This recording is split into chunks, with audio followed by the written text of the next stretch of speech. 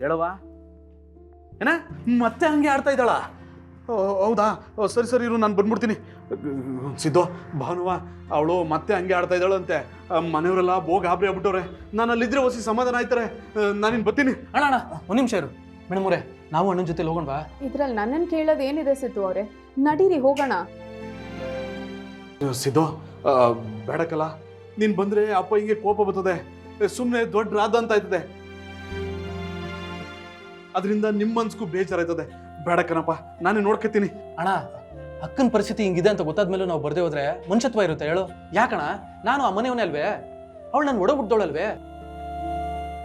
ನಾವೇನ್ ಬಂದು ಅಲ್ಲೇ ಇದ್ಬಿಡೋದಿಲ್ಲ, ಬಂದು ಮಾತಾಡ್ಸ್ಕೊಂಡು ವಾಪಸ್ ಬಂದ್ಬಿಡ್ತೀವಿ. ಯಾಕಣ್ಣ ಅಷ್ಟು ಸ್ವಾತಂತ್ರ್ಯ ಇಲ್ವಾ ನಮ್ಗೆ? ನಿಂಗೆಲ್ಲ ಸ್ವಾತಂತ್ರ್ಯನೂ ಅದೇ ಕಲ.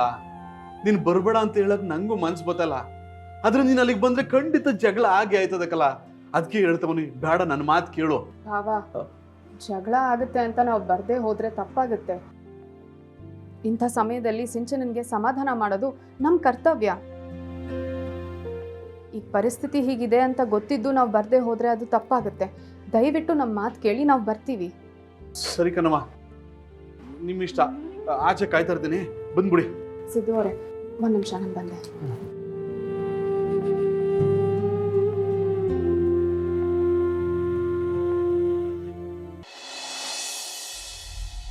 ಲೇ ರಾಜು ನಾಯ್ಕ, ನಾನು ಇನ್ನೊಂದು 15 ದಿವಸ ಆಫೀಸ್ ಕಡೆ ತಲೆ ಹಾಕಕ್ಕಿಲ್ಲಕಲ್ಲ.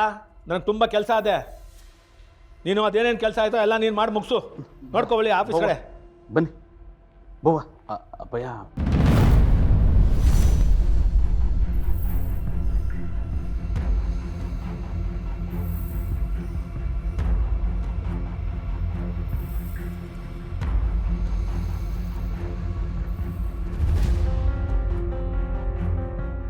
ಲೈ, ನನ್ನ ಪರ್ಮಿಷನ್ ಇಲ್ಲದೆ ನಮ್ಮ ಮನೆ ಒಳಗೆ ಹೆಂಗ್ಲ ಬರ್ತಾರವರು? ಲೈ, ನಿಂತ್ಕೊಳ್ಳ ಅಲ್ಲಿ. ಯಾವ ಮಕ್ಕ ಎತ್ಕೊಂಡು ನಮ್ಮ ಮನೆ ಒಳಗೆ ಬರ್ತಾ ಇದೆಯಾ ನೀನು?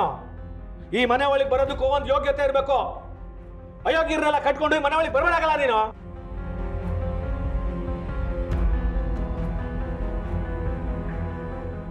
ಅಪ್ಪಯ್ಯ, ಅವ್ರು ಬಂದಿರೋದು ಸಿಂಚು ನೋಡಕ್ಕೆ.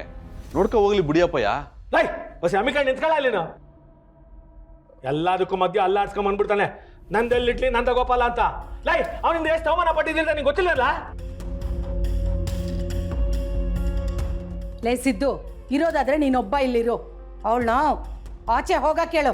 ಅದೆಂಗಾಯ್ತದವಾ? ಅವ್ರು ನನ್ನ ಹೆಂಡ್ರು, ಗಂಡ ಇದ್ ಕಡೆ ಹೆಂಡ್ತಿ ಇರ್ಬೇಕಲ್ವಾ? ಅದು ಅಲ್ಲದೆ ನಾವೇನು ಇಲ್ಲೇ ಇದ್ಬಿಡಕ್ಕೆ ಬಂದಿಲ್ಲ, ಅಕ್ಕನ ನೋಡ್ಕೊಂಡು ಮಾತಾಡ್ಸ್ಕೊಂಡು ಹೋಗೋಣ ಅಂತ ಬಂದಿದ್ದೀವಿ. ನೋಡಿ, ನಿಮಗೆ ನನ್ನ ಮೇಲೆ ಕೋಪ ಇದೆ ಅಂತ ನನಗೆ ಗೊತ್ತು. ಆದರೆ ಇಂಥ ಸಮಯದಲ್ಲಿ ಹಠ ಸಾಧಿಸೋದು ಒಳ್ಳೆಯದಲ್ಲ. ನಮಗೆ ಸಿಂಚನನ್ನ ನೋಡಕ್ಕೆ ಬಿಡಿ. ಓಹೋ, ಏನು ಮೈನಾ ಮಾತಾಡ್ತೀಯವ? ಹಿಂಗೆ ಮಾತಾಡಿನಯ್ಯ ನನ್ನ ಮಗನಿಗೆ ಮಂಕ್ ಬುದ್ಧಿ ಎರಚಿ ಬುಟ್ಟಿಗೆ ಹಾಕೊಂಡಿದ್ದು. ಈಗ ಅವನು ನೀನು ಸೆರಗಿ ಇಟ್ಕೊಂಡು ಓಡಾಡ್ತಾ ಅವನೇ.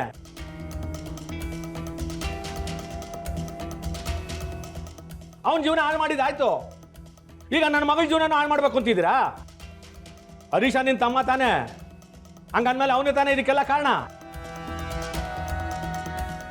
ಅಕ್ಕ ತಮ್ಮ ಸೇರ್ಕೊಂಡು ಈ ಜವರೇಗೌಡನ ಮಾನ ಮರ್ಯಾದೆನೆಲ್ಲ ಊರಲ್ಲಿ ಹಳದಾಕ್ಬೇಕು ಅಂತಿದ್ರೆ ಹೆಂಗೆ? ಅಪ್ಪಯ್ಯ, ನೀವ್ ಯಾವ್ದೋ ವಿಷಯನ ಇನ್ನೇನ್ಕೋ ಮಾತಾಡ್ತಾ ಇದ್ದೀರಿ. ಅವ್ರು ಯಾರ ಮನೇನೂ ಹಾಳು ಮಾಡಿಲ್ಲ ಕಣಪ್ಪಯ್ಯ. ಅವ್ರ ಪಾಡ್ಗೆ ಅವ್ರ ಈ ಮನೆಯಿಂದ ಆಚೆಗೆ ಹೋಗಿ ಎಲ್ಲೋ ಸುಖವಾಗಿ ಸಂಸಾರ ಮಾಡ್ಕೊಂಡು ಬದುಕ್ತಾವ್ರೆ. ಈಗ ಹಳೆದನ್ನೆಲ್ಲ ಕೆದಕಿ ಯಾಕೆ ಅವ್ರಿಗೆ ಅವಮಾನ ಮಾಡಿರಿ? ಏಯ್, ಮಾನ ಇದ್ರೆ ಅಲ್ವೆಲ್ಲ ಅವಮಾನ ಮಾಡೋದು. ನಾವ್ಯಾರು ಬೇಡ ಅಂತ ಓದೋನು ಈಗ ಯಾವ ಮಕ್ಕ ಎತ್ಕೊಳ್ಳ ನಮ್ಮ ಮನೆ ಒಳಗೆ ಬರ್ತಾನವನು? ನೀವಿಲ್ದೆ ಬದುಕು ತೋರಿಸ್ತೀನಿ ಅಂತ ಬಡ ಆಯ್ಕೆ ಕೊಚ್ಕೊಂಡು ಹೋದ. ಈಗೇನು ಮಾಡೋಕ್ಕಾಗದೆ ಸೋತ್ ಸುಣ್ಣಾಗಿ ಬಂದಿರಂಗೆ ಕಾಣ್ತಾವನಲ್ಲ. ಅಪ್ಪಾಜಿ, ನಾನು ಸೋತಿಲ್ಲ, ಸೋಲೋದು ಇಲ್ಲ, ಹೇಳ್ತಾ ಇದ್ದೀನಿ ತಾನೆ. ನಾನು ಇಲ್ಲಿಗೆ ಬಂದಿರೋದು ಅಕ್ಕನ ನೋಡ್ಕೊಂಡು ಮಾತಾಡ್ಸ್ಕೊಂಡು ಹೋಗೋದಕ್ಕಷ್ಟೇ.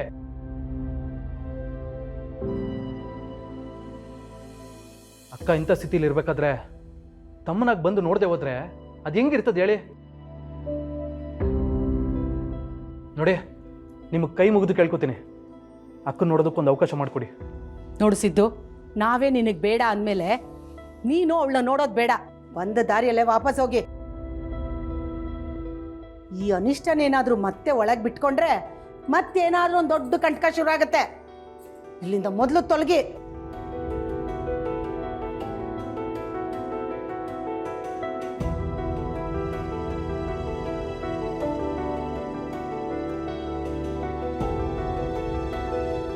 ಸಿದ್ದು, ಭಾವನಾ, ಯಾವಾಗ ಬಂದ್ರೆ? ಅದೇನು ಇಲ್ಲೇ ನಿಂತ್ಕೊಂಡಿದ್ದೀರಾ?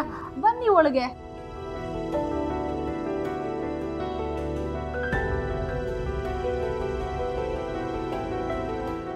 ಇಲ್ಲಕ್ಕ, ಅಪ್ಪಾಜಿಗೆ ಒಳಗೆ ಬಾ ಅಂದ್ರೇ ಬರೋದು, ಇಲ್ಲಾಂದರೆ ಇಲ್ಲೇ ಮಾತಾಡಿಸ್ಕೊಂಡು ಹಿಂಗೆ ಹೊಂಟ್ಬಿಡ್ತೀವಿ. ಏನು, ಅಪ್ಪ ಪರ್ಮಿಷನ್ ಕೊಡ್ಬೇಕಾ?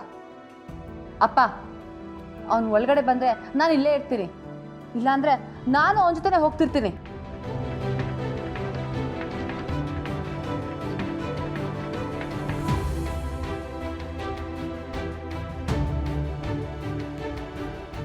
ಇದರಲ್ಲಿ ನನ್ನನ್ನು ಕೇಳೋದೇನವಾಯ್ತೆ? ಎಲ್ಲ ನೀವೇನು ತೀರ್ಮಾನ ತಗೊಂಡ್ಮೇಲೆ ನನ್ನ ಅವಶ್ಯಕತೆ ಏನಿದೆ ಹೇಳಿ?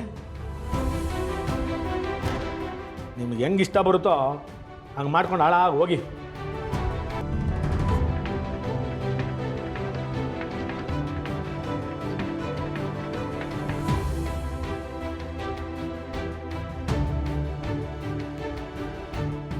ನೋಡ್ದೇನವಾ ನಮ್ಮ ಸಿಂಚು ಅವ್ರ ಜೊತೆಗೆ ಎಷ್ಟು ಖುಷಿಯಾಗವಳೆ ಅಂತ.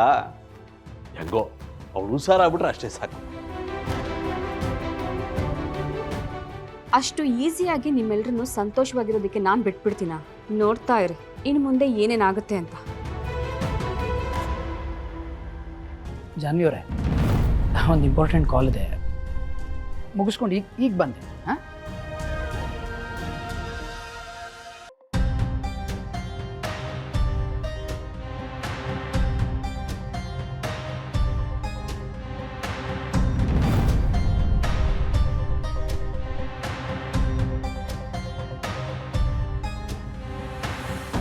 ಬಾಸ್ ಫೋನ್ ಮಾಡಿದ್ರು.